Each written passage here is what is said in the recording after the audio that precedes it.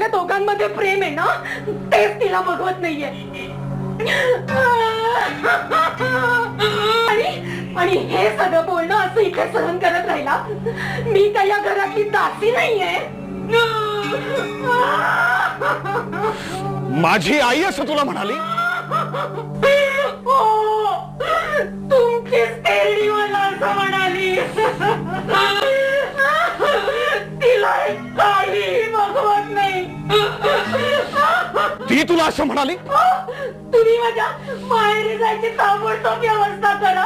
मला ती काय वाटते ते बोलते, हे जाऊन तुम्ही तिला सांगा. ती माझी आई असली तरी मी हे सहन करणार नाही. तुला कोणी काही म्हटलं तरी मला हे चालणार नाही. मी बघूनच घेतो.